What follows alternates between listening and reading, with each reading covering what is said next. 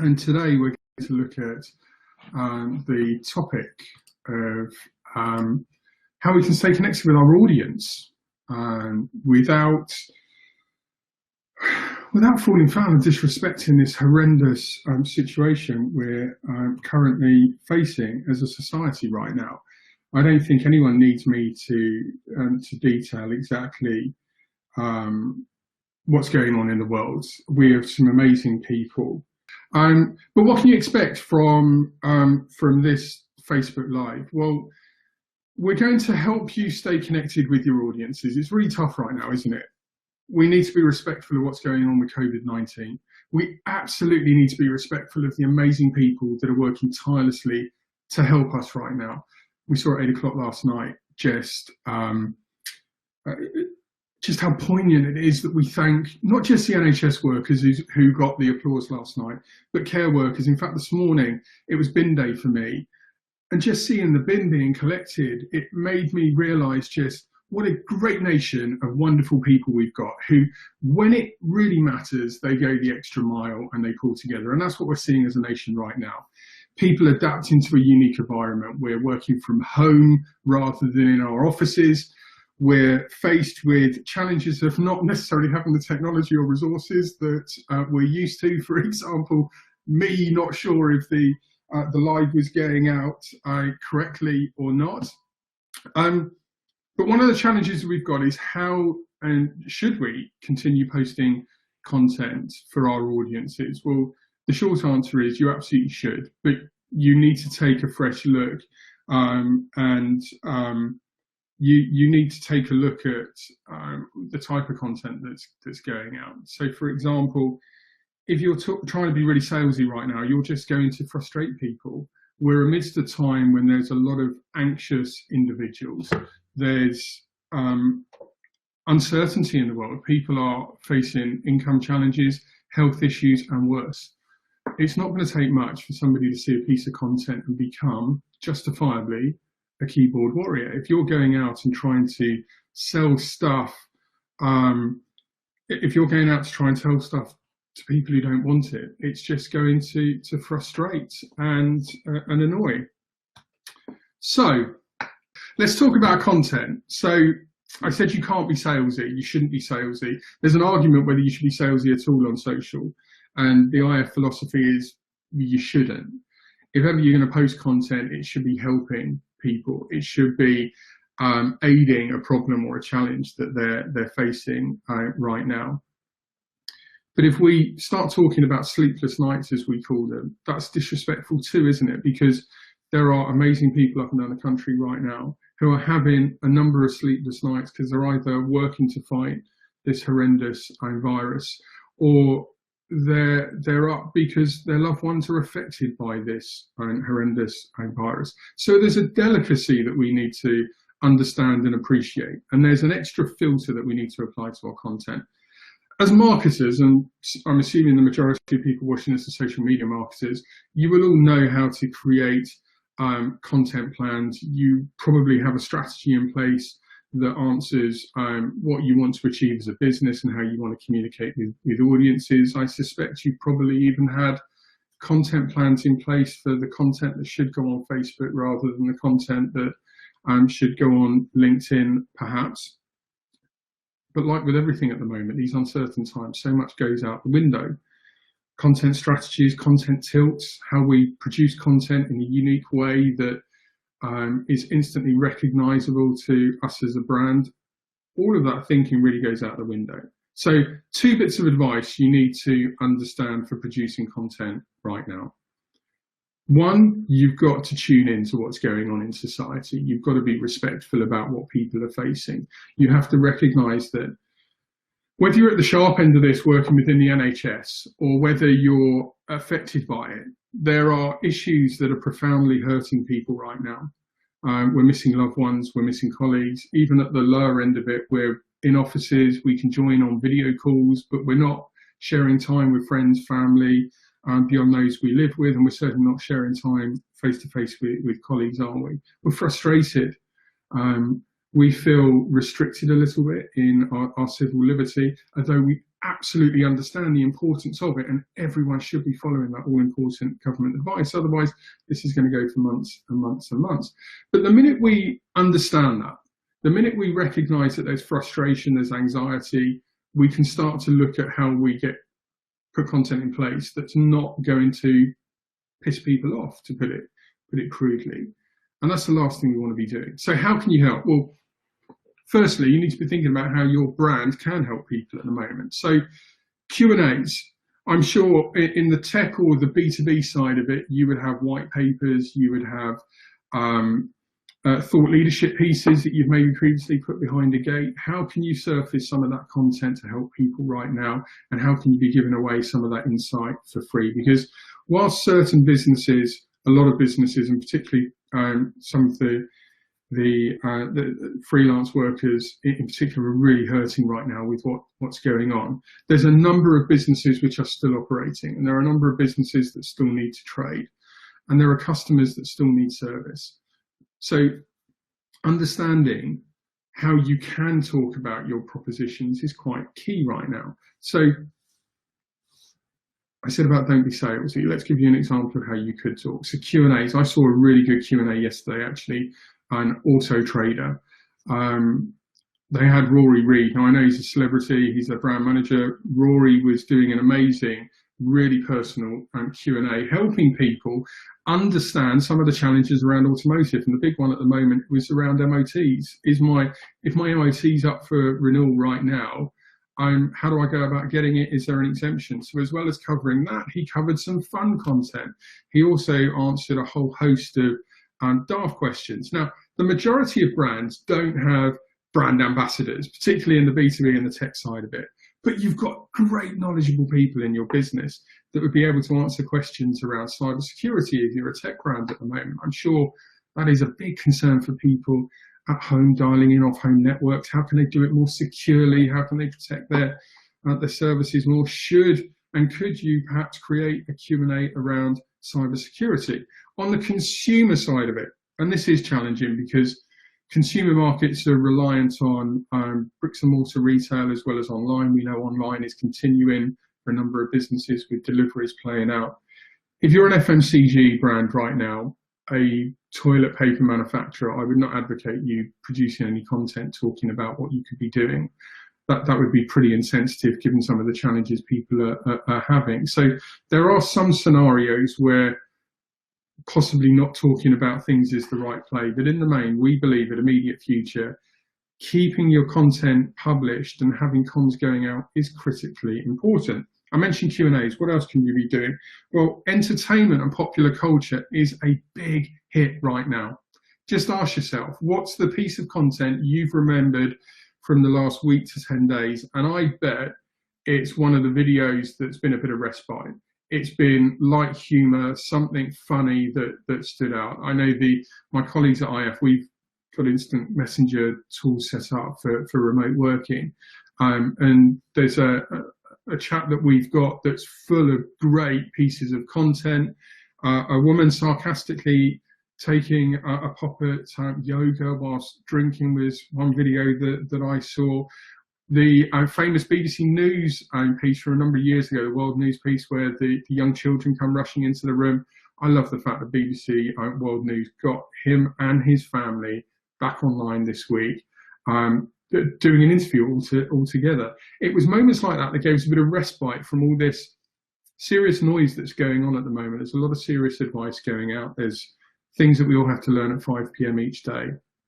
But are there light-hearted, fun things that you can be doing to entertain people, to give people a moment's respite from all that important, serious noise? Popular culture.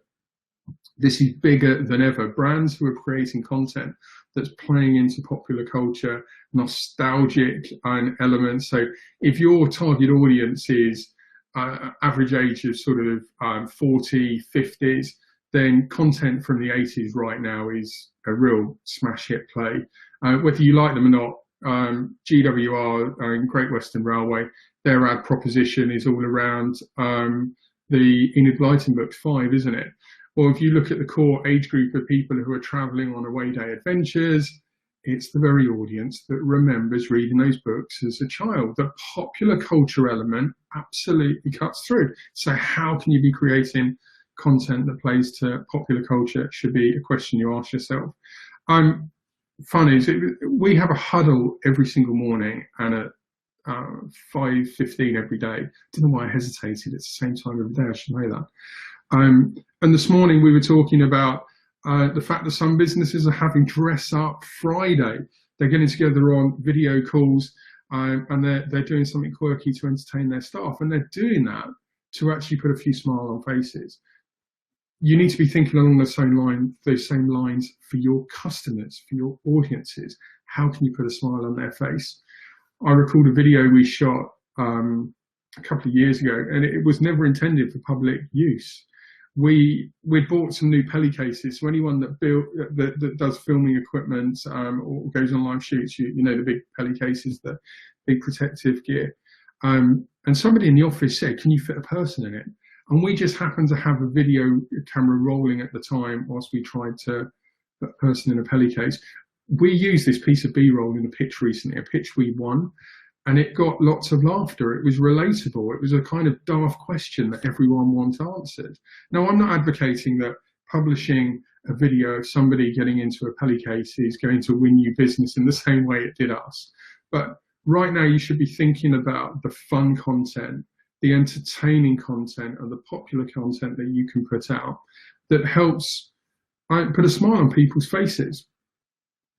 But then you've got to lay the filter with the copy, and you've got to be thinking about the message. So I'll give you a tangible example. There was a brand recently who was talking about how they were wanting to help people find the opportunity right now. An audience didn't like the correlation between opportunity and COVID-19, understandably so. So you need to create a filter within your organization in the same way that you have brand guidelines for how you produce your tone of voice, in the same way that you've got your guidelines for how you produce your creativity. You now need to be thinking about what are the guidelines so that you're not falling foul of 1,000,001 issues that could come your way through COVID-19 beyond the atrocities of illness. At Immediate Future, we create these in PowerPoint. We actually have columns and pillars of what the tenets are that we want to get across, what the keywords are that we either want to utilize or avoid, the thematics that we need to call out on behalf of the business. And we make sure that content is either chiming with or mitigating against those, whether it's a content plan to help you proactively develop content or whether it's a filter to help you avoid falling foul of issues. But the single most important thing you can do right now is listen. And I don't mean social listening, technology listening. I mean being smart and listening to what's going on around you. And if you're being seen to profiteer off of coronavirus, bad things are going to happen content-wise. If you're sympathetic to it, if you're understanding of it, and in amongst all of that, trying to give people some respite, you are going to do well. One of our customers, I'm very proud to say, is Fujitsu Defense. Fujitsu have worked with the armed forces for more than 20 years, and they made the smart decision over a week ago. And for disclosure, this wasn't Immediate Future. This came from the defense team, the brilliant defense team that we work with. They realized that they wanted to move their content from a point of talking about proposition and service to one of thanking all of the service people who are helping right now. I'm sure everyone's aware of the 20,000 troops that have been deployed to help logistically move things around. There's another 10,000 reservists that have been called in. So they've made the play to use their content to just thank people. And guess what? People are going to remember that content. They're going to remember Fujitsu being a responsible business. The polar opposite of that, of course, is people like Sports Direct that got it very wrong with some business decisions that they made. And then it took them too long to undo that decision and too long to apologise. And I'm sure some of the football fans that are maybe watching this that are familiar with Mike Ashley and his undertakings at Newcastle are not necessarily surprised to hear that. But I personally thought the apology that came out this morning was too little too late. There are brands that get it wrong innocently, and we all make mistakes. If you do fall over and make an error, apologise straight away.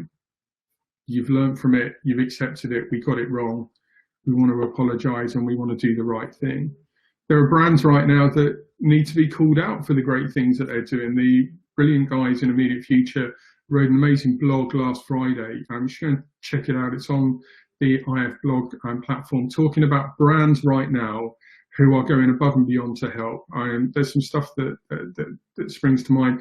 BP with the free fuel for health workers, McDonald's before they closed their doors, what they were offering, and health workers too. There are some brands right now who are doing some great things that deserve a big thumbs up.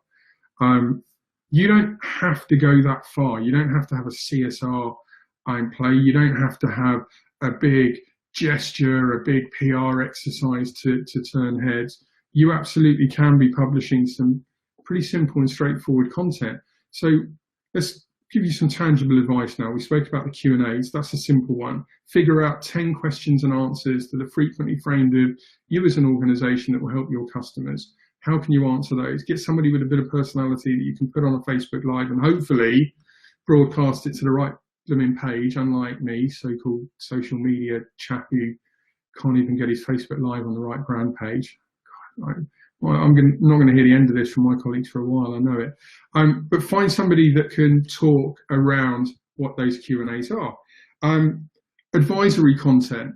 What are the 5 tips right now you would give your customers and why? So if you're a garden brand, I would genuinely start thinking about the calorie burn rate around your using your tools. If you were doing half an hour's gardening each day, and how can that help people? We know there are restrictions and limitations with getting out at the moment. We know people have cabin fever, understandably so. How can those consumer brands help? I've loved seeing all the cookery content. I'm sure everyone watching is familiar with it over the last sort of week to 10 days. It's kind of ready, steady cook mentality to creating own food. That's a tangible problem that we've all faced, isn't it? We haven't been able to get the goods we wanted because of lots of people buying excessively. But I love the fact that, led by some brilliant celebrity chefs, and even some not so well-known chefs, have stepped forward to help us embrace that, creating a meal from very little. We're going to remember that content once COVID has hopefully passed. So it doesn't have to be grand gesture work. It doesn't have to be big insight pieces that you share. But if you want to go the lengths of, say, a Harvard Business Review, one of my colleagues reliably informed me yesterday that they've made all of their articles free for the duration of the self-isolation period. I thought that was a really good play by Harvard Business Review. Maybe there's some content that you previously had behind a gate that you can offer up. Equally, maybe there's something fun and daft that you can be doing from all of your past video content of funnies. Could you edit something together, an outtakes reel, and publish it for no other reason than making people laugh? You don't have to be selling right now. In fact, you shouldn't be overtly selling right now. If people need your proposition and service, they will find you. The purpose of your role right now is to have content out that just waves at people, just to let you know that you're still there. And the best way to do that is by helping people, to give them content that's going to assist them with a challenge or a problem. And I don't mean grand problems and challenges, anything like what our NHS team are facing right now. I mean insignificant challenges and problems that, here's a bit of advice that might help you. If you're a social media copywriter right now, you probably need to take a step back and think about everything you've been taught. For the first time ever, you probably need to take a step back from pithy headlines. You probably need to reflect on what's going on in society at the moment and make sure that you're not innocently suggesting something that a second or third person can misinterpret. Because there's some tired people out there right now. There's some anxious people out there right now. There are people who are justifiably worried about what's going to be happening employment-wise to them, health-wise to themselves. And we need to be respectful of that. What else can I help you with? Popular culture. I've only spoken about this, but if there's one piece of advice that you take away, go and figure out what the popular culture was of your target audience, whether it was 70s, 80s, or the 90s, whoever you sell to, and figure out how you can create some content that has a little play and a little nod towards those popular moments. Give it a go. You'll be really surprised. We've done it on a number of pitches recently. I'm sure my leadership team are not going to thank me, and I'm sure Katie Howe's probably head in hand saying, "What are you doing saying this on the live?" But popular culture content really cuts through. So if you're a brand right now that wants to just put a smile on somebody's face, go and explore that. Last piece of advice I would give you: do not be afraid on social media right now to detract from your formal brand guidelines. A lot of the time, brand guidelines were written for website. When we say online, they were written for how they're going to view online, or they were produced for, dare I say, print production sort of 10, 15 years ago. Few brands have evolved their brand guidelines for social media. You need to keep in mind, and I know we all know this, but we all forget it. That's the size of the device every second person on social is looking through. So if you're creating content using your brand guidelines for website on a laptop view, when it gets shrunk down onto even that sort of size view, if you tilt your phone around, you've got a lot of content going into a very small space. It's got to be clean, it's got to be simple, it's got to be easy to view, it's got to be what we call thumb stopping. Demand generation. A lot of people, social selling, demand generation, I think I've landed the point. So you should really think about stopping all that right now. Thought leadership content, helpful content, advisory content. Don't be selling to people right now. If you do that, you absolutely will have people coming back to frustrate you. Equally, if there's any questions about content and listening and how to mitigate annoying people and causing a bit of a mini brand crisis for yourself that you think of after this, drop me a note, cj@immediatefuture.co.uk, and I will come back to you. There we go. Casey is doing next Friday at 10:30. She's our insights queen, founder, CEO at Immediate Future, but she generally is hands-on with accounts and new business stuff. And in fact, whenever we're presenting insight, it's the inner scientist in Katie Howe that comes to life and pulls it up. We're working on some pretty high-profile insight stuff right now that she's all running, and then we go and pass it on to the clients and wow them and delight them. So hopefully she's going to talk to you a little bit about all of that stuff next week too. As I said, any questions, ping them over. Otherwise, all do follow that amazing government advice right now. Stay safe, stay healthy.